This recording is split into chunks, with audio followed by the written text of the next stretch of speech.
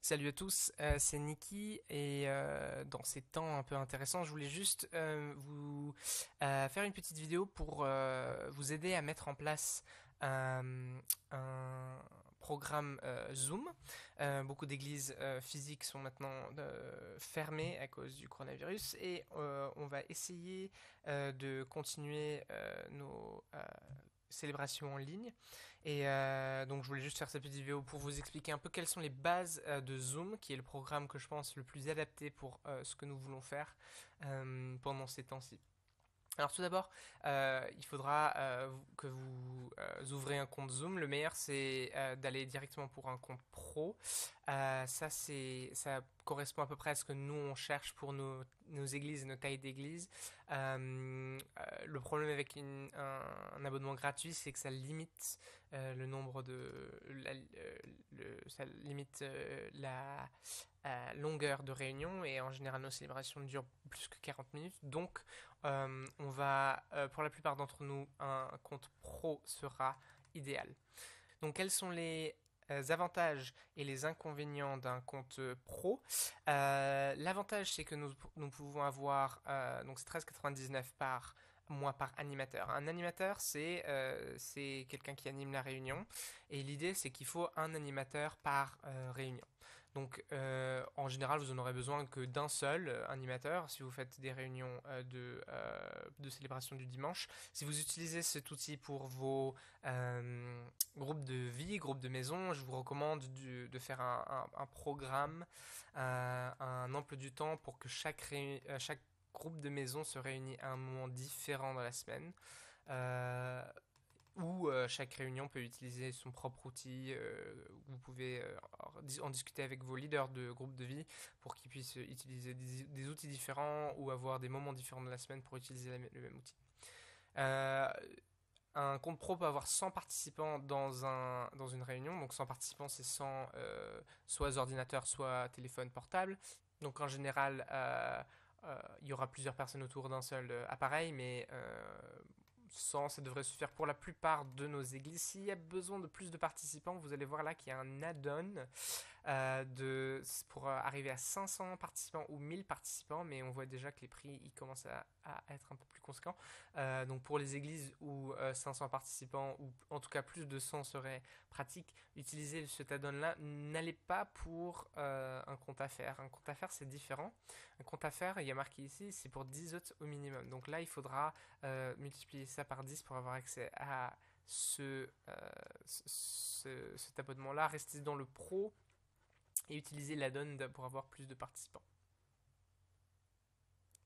Donc quand on aura notre compte pro mis en place, on va se retrouver avec notre compte. Donc on va aller dans le compte de Fireplace. Et donc nous avons ici plein d'informations par rapport à notre compte. Nous allons aller dans la rubrique réunion par ici. Et nous avons ici créé un réunion pour notre célébration du dimanche. Donc ce qu'on va faire, c'est qu'on va en programmer une nouvelle. Donc on va programmer une nouvelle réunion et on va l'appeler donc célébration test. Nous allons créer, donc savoir quand c'est, donc c'est dimanche. Donc on va dire que c'est dans l'après-midi à 15 heures. Très bien. Durée de la réunion, on va mettre 3 heures.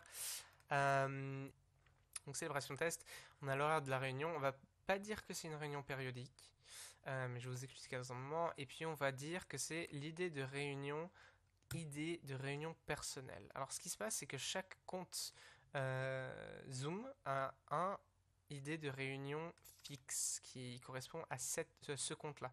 La raison pourquoi on n'a pas mis une réunion périodique, on a dit que c'était une réunion fixe, c'est parce que on veut que ce soit cette idée de réunion personnelle. Ça veut dire que ça va rester le même idée de réunion et ça va rester le même lien de réunion euh, tous les dimanches jusqu'à voilà tout le temps. Et ça permet qu'il y aurait un seul lien tous les dimanches, il n'y a pas besoin de changer de lien tous les dimanches. Après, si vous voulez avoir un lien différent tous les dimanches, vous voulez garder ça entre vous par exemple, ou vous voulez garder un groupe restreint, vous pouvez, si vous voulez, avoir créer automatiquement un nouveau idée de réunion ou même mettre un mot de passe à la réunion si cela c'est ce que vous voulez faire. Par exemple, pour les groupes de vie, ce serait pas une mauvaise idée.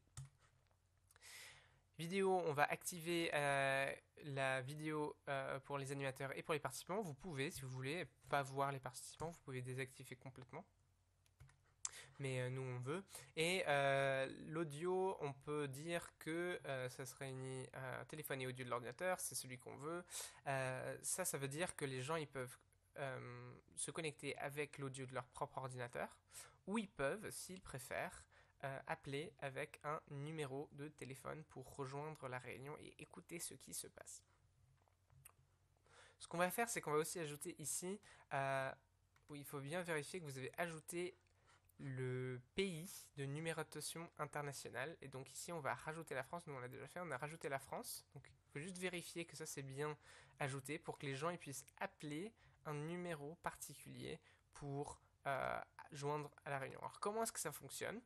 Zoom a tout un tas de numéros de téléphone par ici. Et donc si on regarde par exemple le numéro de la France, c'est ces numéros ici. Donc c'est un de ces numéros.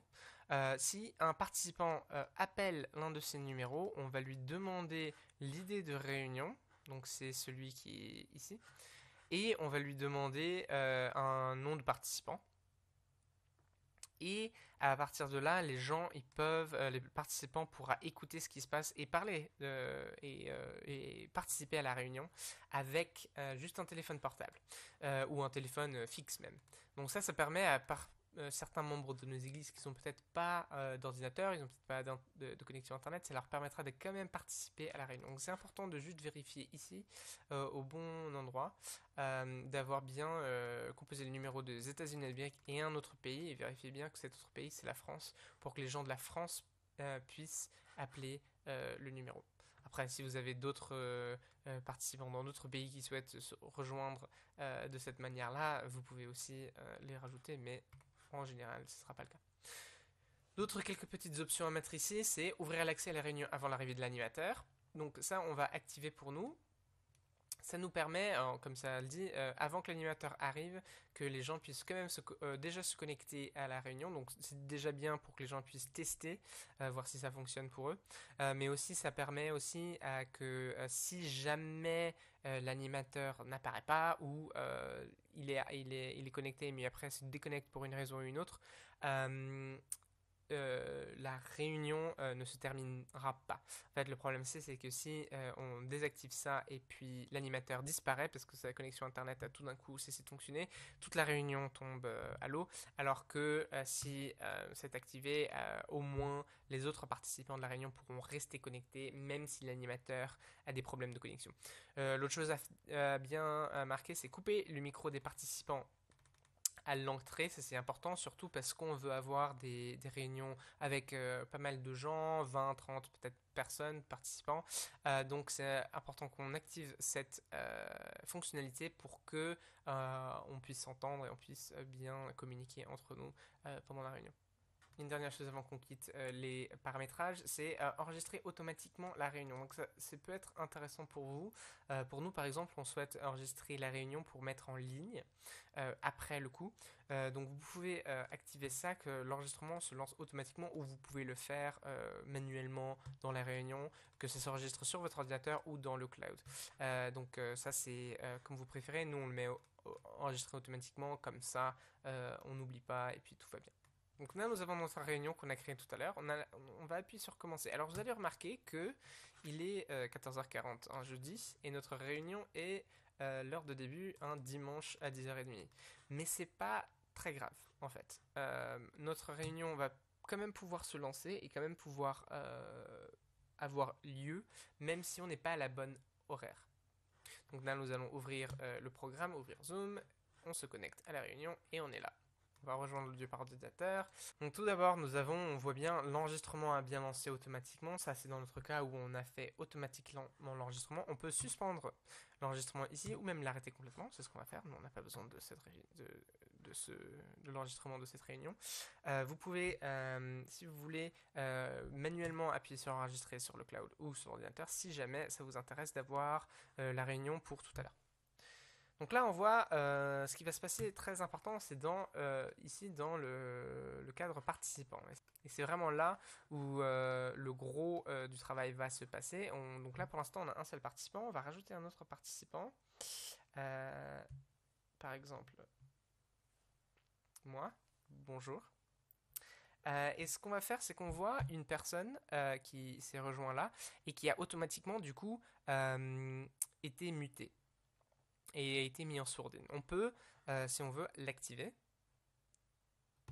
Allô? Ou on peut arrêter sa vidéo, le nommer en tant qu'animateur, ou on peut le supprimer ou le renommer. Donc ça, si jamais il y a quelqu'un qui ne se comporte pas correctement, on peut carrément le supprimer et on peut dire, et une fois supprimé, la personne ne pourra plus rejoindre la réunion. Ou on peut couper sa vidéo, par exemple, s'il fait quelque chose de pas très cool. Euh, Quelque chose de très important à mettre en place quand vous vous connectez en tant qu'animateur, c'est de muter tous les participants. Donc il faut juste cliquer ici et cette petite fenêtre va apparaître qui est marquée les micros de tous les participants seront coupés, y compris les nouveaux. Et là, vous avez une option permettre aux participants de réactiver eux-mêmes leur micro. Et on veut dire non. On veut décocher cette option parce qu'on veut que l'animateur ait le contrôle total de ce qui se passe pendant la réunion. Donc on va dire oui, là, on va décocher ça et on va dire oui. Donc ça veut dire que la personne, le participant de l'autre côté, ne peut pas réactiver son micro du tout. Donc ça c'est bien pour avoir un certain niveau de contrôle sur qui peut et ne peut pas parler pendant la réunion. Alors ce que je vous encourage à faire, c'est d'avoir qu'une seule personne démutée à la fois pour avoir vraiment une vraie clarité. Donc si jamais je démute par exemple cette personne-ci, important que je me mute moi-même. Comme ça, c'est très clair qui parle et comme ça voilà, on se donne la parole les uns les autres et on tourne plutôt que d'avoir un sort de brouhaha audio horrible. Ce qu'il faut savoir, c'est que Zoom a une bande passante audio pas énormissime. Donc si tout le monde commence à se parler dessus, ça va juste couper les uns les autres assez mochement. Donc on va se démuter, on va muter l'autre personne parce que c'est moi qui parle. Donc, comment est-ce qu'on fait pour tout ce qui est participation orale des gens? Ce qu'on va faire, c'est que on va montrer un exemple et on va dire que c'est cette personne l'animateur. Et moi, je vais devenir un participant lambda. Et on voit que quand on est un participant lambda, on a ce petit bouton qui apparaît qui s'appelle lever la main. Donc ça veut dire que moi, je demande la parole à l'animateur. Donc on voit, si j'appuie sur lever la main, il y a une petite main qui apparaît. Et que si je suis animateur, si je reprends le rôle d'animateur, et que Nikki lève la main, je peux lui donner immédiatement la parole en appuyant sur activer, ou si je me dis bon c'est pas vraiment le bon moment, je peux lui baisser la main pour lui faire comprendre que c'est pas le bon moment, il faudrait réessayer plus tard.